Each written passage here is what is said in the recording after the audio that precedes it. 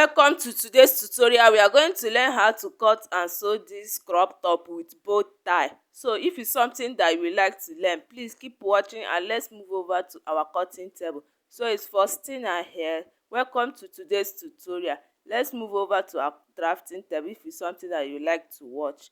These are the material that I made use of. It's 1 yard of mirror face, mercado, and our drafting material. So let's quickly move over to our drafting table. So I've gone ahead to lay my pattern very flat on our drafting table. So I'm marking out our starting line into several places in order to get a straight line. So after getting your straight line, which will serve as your starting line, we are going to go ahead and start marking out all our vertical lines. So for the marking of our vertical line, I went ahead to mark out my armhole depth and my top length into several places, which I went ahead and ruled it out in order to get a straight line. You can see how I'm ruling it out. So after getting your armhole depth, we are going to go ahead and impute our bust point, which from my armhole depth I came down by 1.5 inches to get my bust point. So for your armhole depth, how do you get your armhole depth? Your bust divide by 6 plus 1.5 inches and plus extra 1 inch for your shoulder slope allowance. So after getting my bust point, I went ahead to impute my under bust measurement because we are going to do tightening for the under bust in order to get our bustier effect. So on the shoulder, which serve as our starting line, I went ahead to impute my shoulder divide by 2 and also impute it on my armhole depth. So I'm also basically going to slope my shoulder by 1.5 for the front. So for the armhole depth, I came up by 3 inches and went out by 1/2 inch, and I taper it to the shoulder slope. So for the neck depth, we are going to make use of our basic neck depth, which is 3 inches by 3 inches. So the width of the neck was 3 inches, while the depth was also 3 inches, which is 3 by 3, which is known as your basic neck depth and neck width, which you can alter if you are drafting something different. So after getting our basic neck depth and width, I went ahead to impute my bust divide by 4 on that armhole line, and I went ahead to complete my armhole curve. So on the waist line, which is our top length line, remember it's a crop top, so we did not add waist on it because the waist of the top is and the length of the top is actually the same thing. So on the top length, I'm going to basically divide the top circumference by 4 plus 1 inch dart intake. So anywhere your top is going to stop, you are going to measure around the place that your top is going to stop. Let's assume that you want your top to stop at 15 or at 20. So you are going to measure all around that place that you want your top to stop. That is your top circumference. So after getting my top circumference, I went ahead to impute my nipple to nipple measurement on my top length, on my under bust, and on my bust point. So I stop at my bust point. So I went ahead to rule it out. So I'm going to open up my dart leg by 1/2 an inch on both sides of the nipple to nipple line, and on the bust point I came down by 1 inch, and I'm going to taper it all the way to my top length in order to form my basic dart leg. So after forming my basic dart leg, this is how yours should look like. So we are going to now go ahead and do our under bust tightening. So how do you get your under bust tightening? Your under bust circumference divide by 4 and you mark it. So whatever allowance that you are left with by the side, you are going to now divide it, not equally, but rather the side front is going to have the bigger volume while the center front is going to have the smaller volume. So I was left with 1.25. So I'm basically marking at 0.75 on the side front, while the remaining value I will mark it on the center front. So after getting my markings, I'm going to now place my curve like so in order to get that busty effect. You can see how I'm placing my curve. So after marking my curve, I'm going to now taper it back to my dart leg like so, to our former dart leg. You can see how I'm trying to taper it back to our former dart leg. So our bustier has already been formed. You see how beautiful it's looking. So what we are going to now do is to now mark our side dart intake. So your side dart intake is the difference between your front waist and your back waist. Remember, our front waist and our back waist is not the same. So the difference between my front waist and my back waist is 1.5. So I went ahead from my bust point, I came down by 1.5 and taper it all the way to my nipple to nipple line. So on the shoulder, we are basically going to go ahead and determine how deep we want our bustier to be. While from the neck depth, you are going to determine how deep you want the sweetheart to be. So I want mine to be at 4.5 inches. So after marking out all my necessary places, I'm going to divide the shoulder by 2 in order to get the midpoint, and I'm going to taper the midpoint down to my nipple to nipple line, and which I'm now going to now start curving my bustier effect. You can see how I'm curving it. That is how you are going to curve yours. So after getting your over bust curving, you are going to now open up half inch dart on both sides of the line that we drew, and we are going to now use our pattern curve to complete our bustier leg.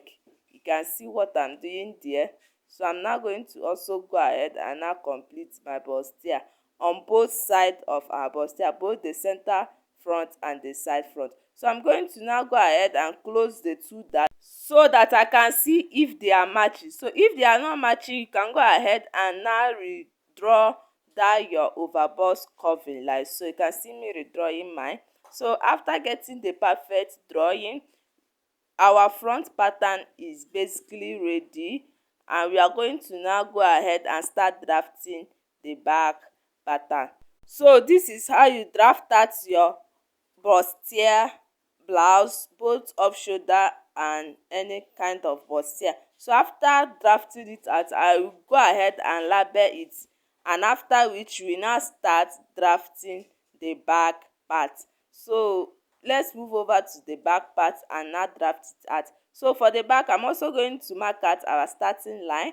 So from our starting line, we now start getting the length of our back top. So for the back top, remember I said my front waist and my back waist is not the same. The difference between my front waist and back waist is 1.5. So for the back length, I'm going to minus 20 inches minus 1.5. I will be left with 18.5 inches, and that will serve as our back length. So for the front, our top length was 20 inches. So I minus 1.5 from the 20 inches. I was left with 18.5 inches, which is 18.5 inches. So that will serve as our back top length. So after getting the top length, I went ahead to also impute armhole depth, which I went ahead to impute my shoulder divide by 2 on our starting line and also on our armhole depth in order to get a straight line. So after getting it, I went ahead to slope my shoulder by 1 inch for the back, and now divide the remaining value I have in order to get the midpoint, and I came out by half an inch and I taper it to my shoulder slope. And on the armhole depth, I'm going to impute my bust divide by 4, and I'm going to complete my armhole curve like so. So on the top length, I'm going to tighten my waist by 1 inch in order to eliminate zipper bulge on the center back. So I went ahead to come in by 1 inch. I'm going to now taper it in a slanty way all the way to our neck tip. So after slanting it, I'm now going to now go ahead and mark my waist divide by 4 plus 1 inch dart intake, and I'm going to taper it all the way to my bust line. So I'm going to also come down by 7 inches like we did for the front, and I'm also going to go ahead and mark it. So if you want your back to be more deeper, you can go ahead and on that center back go down by 1 inch or 1.5 inch extra, and now taper it in a slanty way to that armhole line. But I don't want mine to be deep, so I went ahead to impute my nipple to nipple line and also open up my dart by half inch on both sides in order to get our waist, basic waist dart. So this is it for the back. The back is basically ready. We are going to go ahead and now start cutting both the front and the back together. So watch carefully and see how I cut out our front bustier. You can see how I'm trying to cut out all our marking lines. So for the side front, we are going to go ahead and close that side dart that we have. So this is how we go about it. I'm basically going to go ahead and cut out the side, not on the original mark that we have. Rather, I added like extra 1 inch allowance by that side in order to close the side bust, because after closing the side bust you are going to have a little bit of excess which you are going to complete before you now go ahead and cut out our body measurement. So after completing it, I went ahead to now cut out all our markings like so.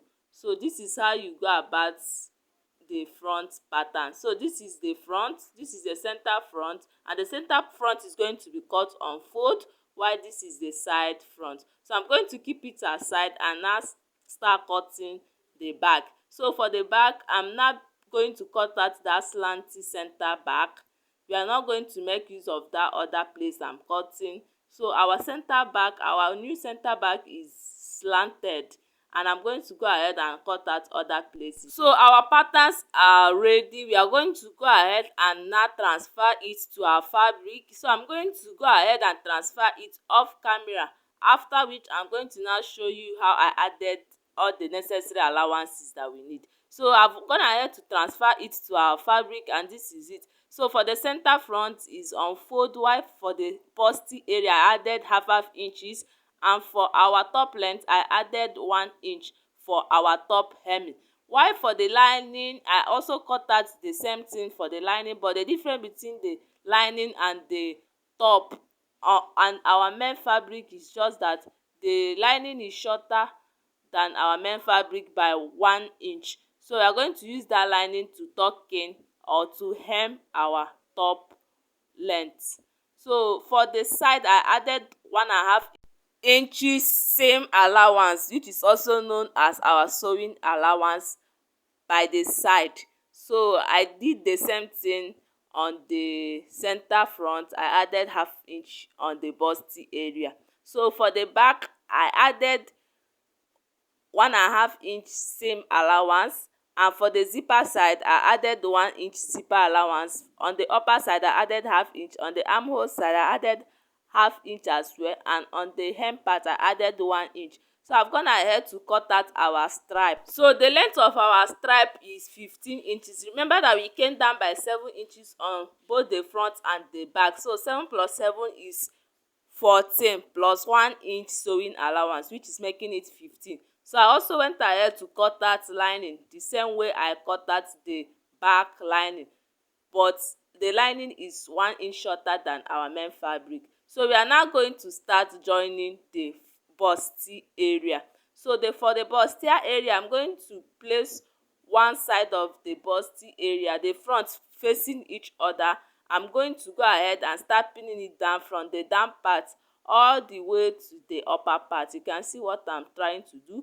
When you reach the busty area, you're now going to follow the curve and now pin it down. So after pinning it down, this is what you are going to have, and I'm also going to pin the other side of the bustier, after which I'm going to move over to my sewing machine and go and run half inch stitches on that busty area.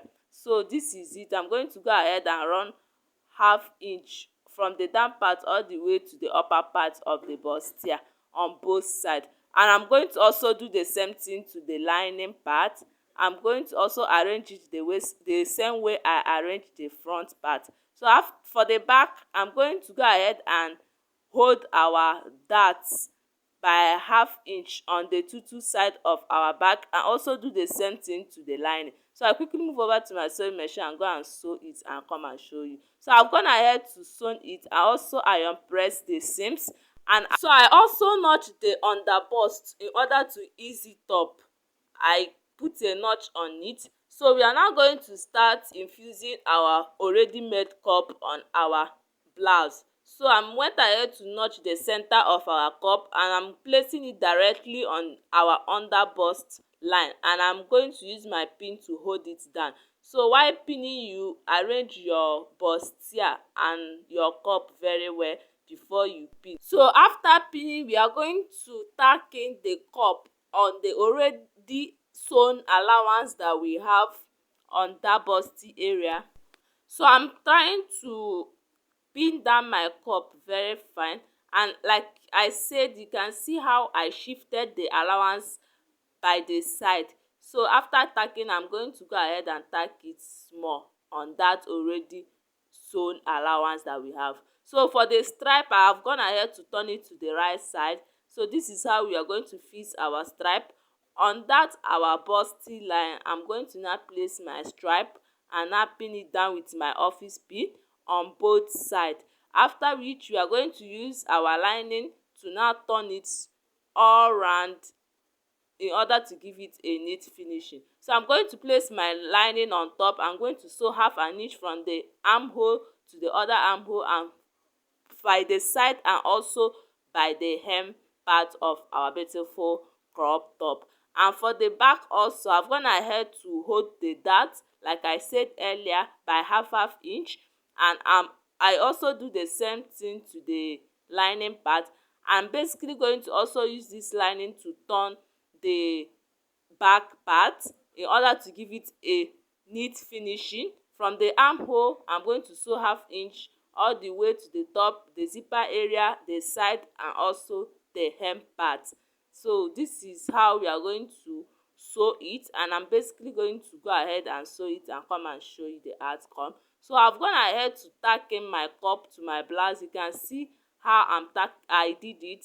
The tacking should not come to the right side of your beautiful top, rather it should be on the already sewn allowance you have sewn already. So I've gone ahead to turn it to the right side and also iron press it very well. You can see how neat and flat our top is looking. So this is how you go about it. So after which, you are going to go ahead and now measure out your body measurement and now sew the tutu side, and also add zip at the center back of your beautiful top. So we now start working on the front bow tie. So this is what you are going to use to give it that fullness. We are making use of peplum style. So you are going to go ahead and now cut out the length of your bow tie, how you want it to be and how large you want it to be. So the width of my bow tie was 13, while the length was 25. So after which, I went ahead to cut it out on the leftover pieces that we have, and after which, I'm also going to go ahead and cut out our peplum style on one side of the bow tie. We are not cutting it on both sides. Remember, the 13 inches is on fold. You can see the folding. So I will now start cutting out the peplum style, and after which, I'm going to go ahead and iron it on one side of the bow tie. The reason is because after ironing it, that place that I added that peplum style is going to be rough, but I don't want the tutu side to be that rough. I want the place that I'm going to tack on the front part of my beautiful crop top should be looking so neat and firm. So this is how you go about it. So I've gone ahead to iron it and also sew it and turn it to the right side. So after turning it to the right side, this is what you are going to have, and you are going to find the center of your bow tie, and you are going to now try and fold it or plaint it in order to give it that bow tie effect. After which, you are going to sew another 10 inches long stripe of material, which the width is 1 inch, in order to hold that center part. You can see what I'm trying to do. So after getting your desired bow tie effect, you are going to go ahead and now tack that extra fabric. So we are going to use the extra stripe to keep the bow tie in place. So our bow tie is basically front. So we are going to now start fixing it on our main blouse. So I'm going to find the midpoint of our main blouse. I'm going to now place our bow tie. I'm going to also tack it. So this is the end of our tutorial. If you have watched this place, thanks for watching. Bye.